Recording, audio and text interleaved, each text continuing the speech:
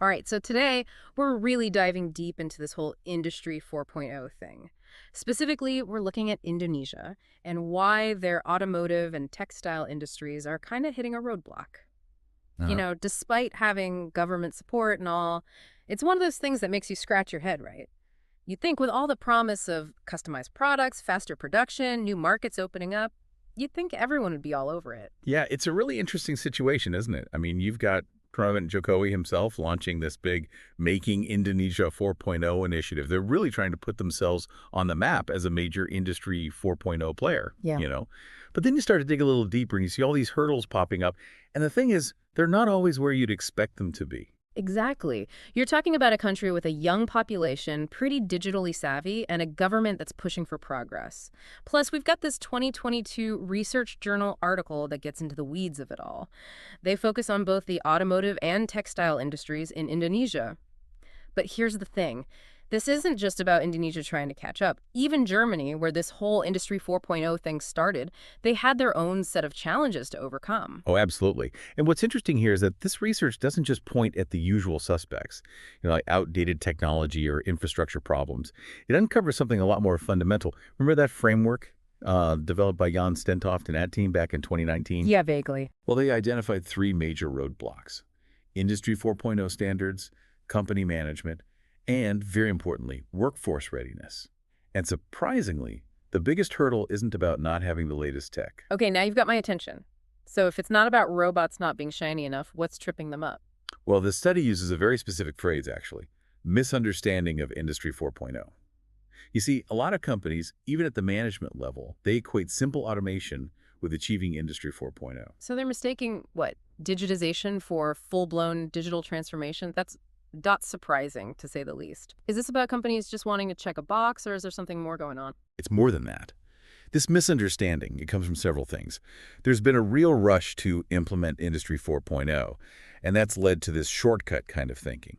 Companies are being told to modernize, but without a clear understanding of what that really means. So they grasp onto familiar ideas like automation and mistake it for the real deal.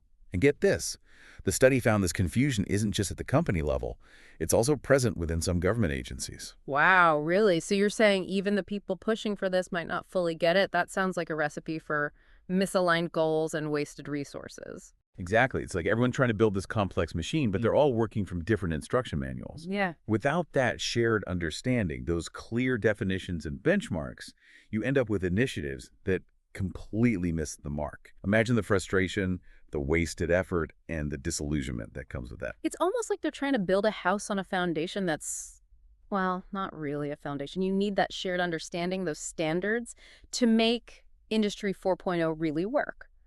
But even then, you've still got the humor side of things to think about. This makes me think about something we talked about before, workforce readiness.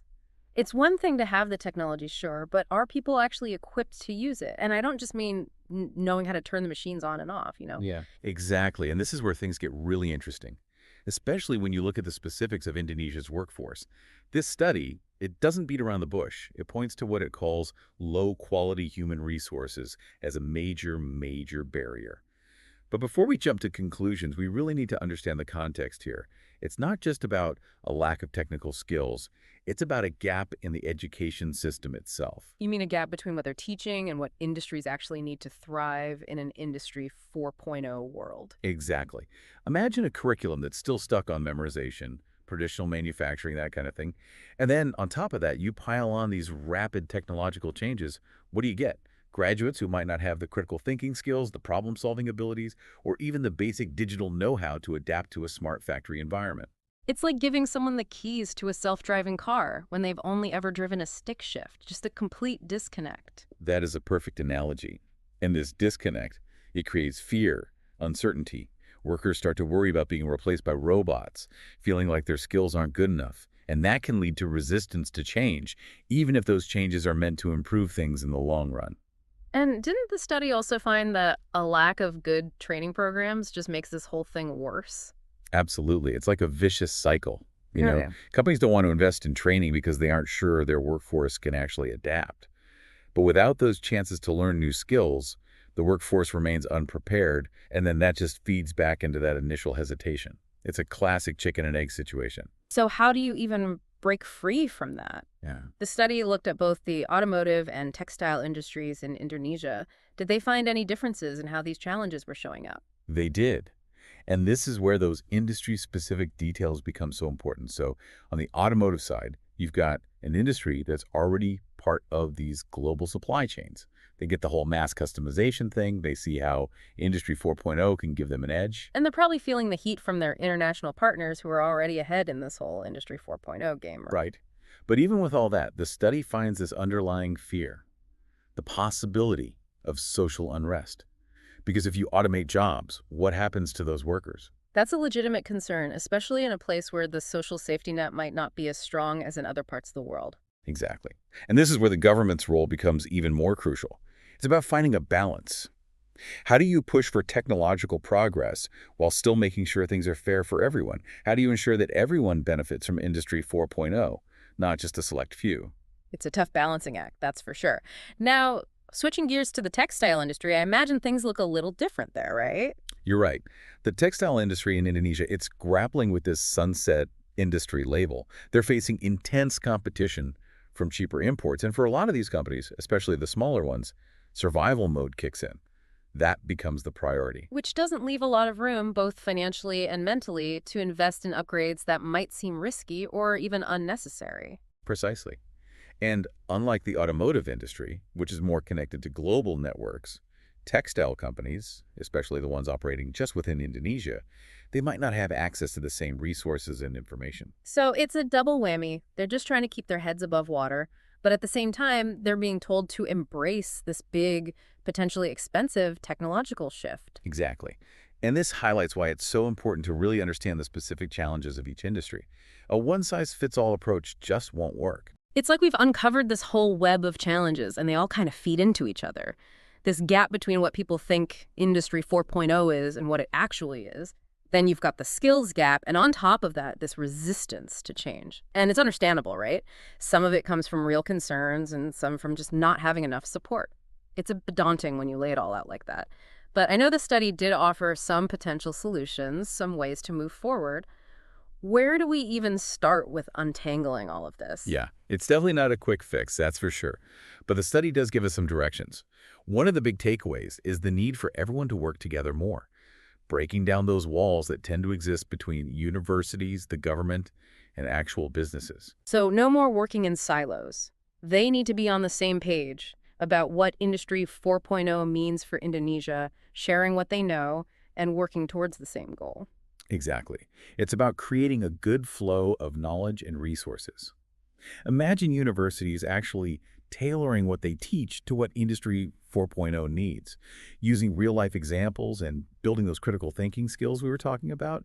And it goes beyond just education, too. Think about the government helping connect businesses with research institutions, cutting down on red tape, and just creating an environment where innovation can actually happen. So it's about creating an ecosystem, right? One that supports this whole transformation, not just with technology, but also culturally and socially. What about inside companies themselves? What can they do to close that internal knowledge gap and build a workforce that can actually adapt? That's where targeted training comes in.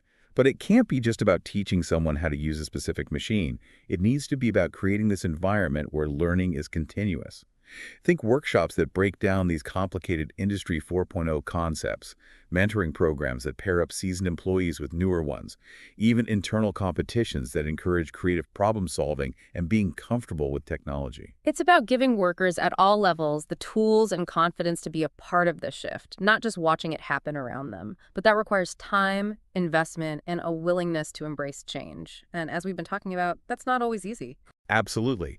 It's a journey, not a race. Companies need to change how they see education and training. It's not an expense, it's an investment. Imagine Indonesian companies known for their skilled workers, their innovative manufacturing, and their ability to hold their own on a global scale. That's the promise of Industry 4.0. It's a powerful image, and it really shows how technology is just one part of this. It's the human element, our ability to learn, adapt, and work together that will really determine how successful all of this is. And not just in Indonesia, but everywhere. I completely agree. It reminds us that we're not just along for the ride when it comes to the future. We create it together through knowledge, innovation, and a shared desire to move forward. And that brings us to the end of our deep dive into Industry 4.0 in Indonesia. It's complicated, no doubt, but by understanding the details, encouraging collaboration, and embracing this culture of continuous learning, Indonesia, really any nation, can face these challenges head on and unlock the potential that this new wave of technology offers. Definitely. It's a case study with lessons for all of us as we stand here at the edge of a whole new era of industrial change. So, as you continue to learn more about Industry 4.0, think about this. Could the key to Indonesia's success be in its people? In fostering a culture that embraces lifelong learning, adaptability, and a shared drive for progress, it's a question with a complex answer, just like Industry 4.0 itself, and it's one that's worth exploring further.